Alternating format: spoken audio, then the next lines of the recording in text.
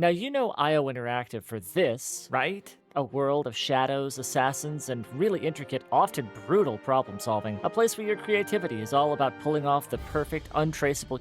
I mean, for over 20 years, they've basically built their entire reputation off the cold, calculating Agent 47. But what if their most interesting game, the one they poured their hearts into for a really personal reason, looked like this? This is the story of how one of the most mature game developers secretly made one of the most wholesome and honestly cutest games of its time. And the devs made it so that they could finally have a game to play with their kids. And if you haven't guessed it already, we're talking about Mini Ninjas. So from the studio that gave us Garrett Wires and Silenced Pistols came this.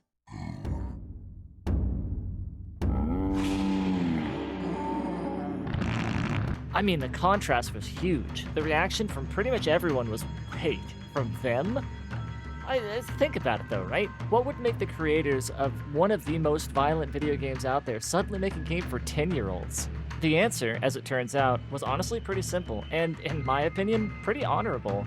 See, in an interview, one of the developers explained that after more than a decade of making games they couldn't show their families, they just wanted to make something that they could finally bring home and play with their kids.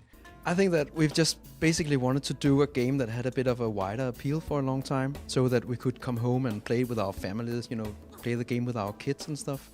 And we've also wanted to make a ninja game for a long time.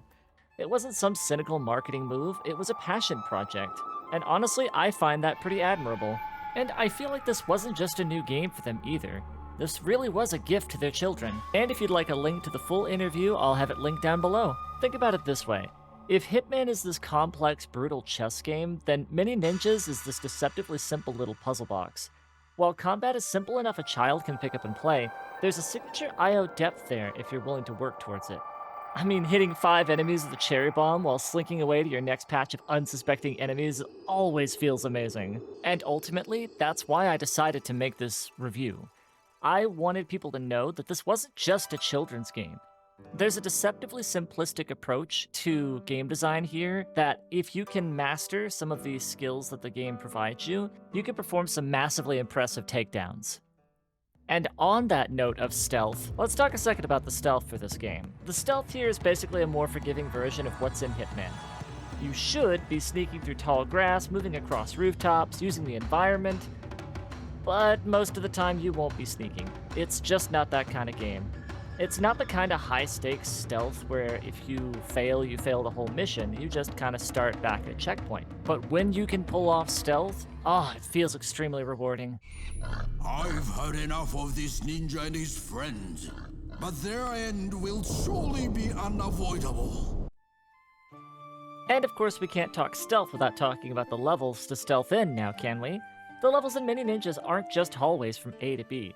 While there are some levels that feel linear, most of those levels are few and far between.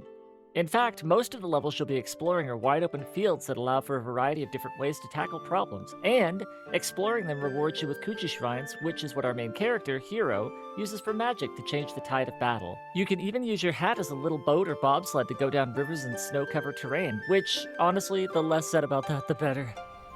Oh, alright, hold on. Alright, we're not recording this, right? I got this. I got this. Here we go. Oh!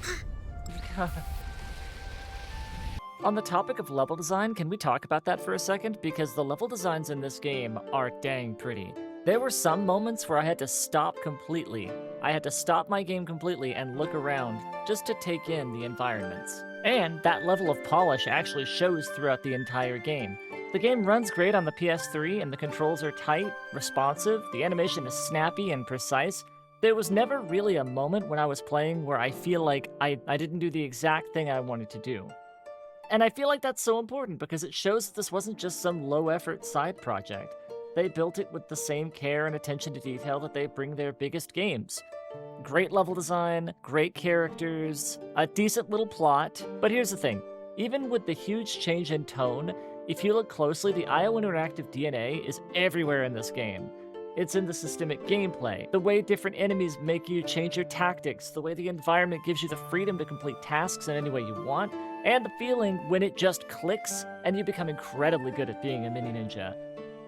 All of this creates a living, breathing system that breeds these unique moments of gameplay, which brings us to the final portion of the review. Hey, if you've enjoyed the content so far, please consider subscribing and dropping a like, and also, if you have a game that you'd like me to review, drop a suggestion in the comments below.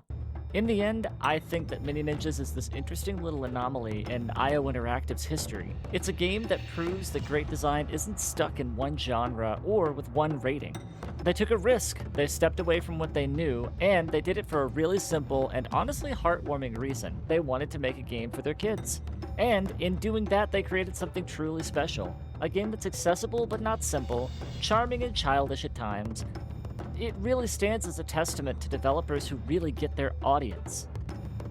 Most consider this game to be a part of their childhood, and after playing it from start to finish, I can see why. Do you think this is some kind of game? The game isn't perfect by any means. There were moments where I felt that the bosses were a little too easy, even for me.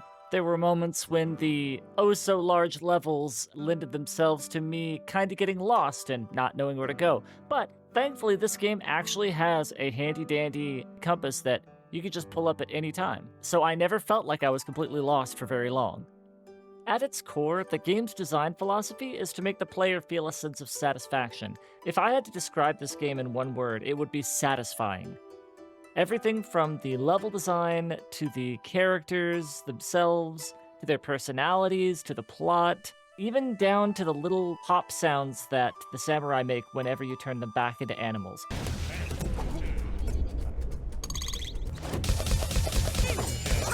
All of it is very satisfying. Everything in this game is simply satisfying.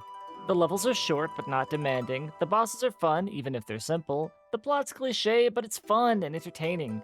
It's honestly the perfect lazy day afternoon game. And all that said, what did you all think? Are there any other developers with a secret wholesome game hiding in their past? A game that feels totally different from everything else that they've ever made? And if this was your childhood game, if this was your favorite game, I want to know in the comments below.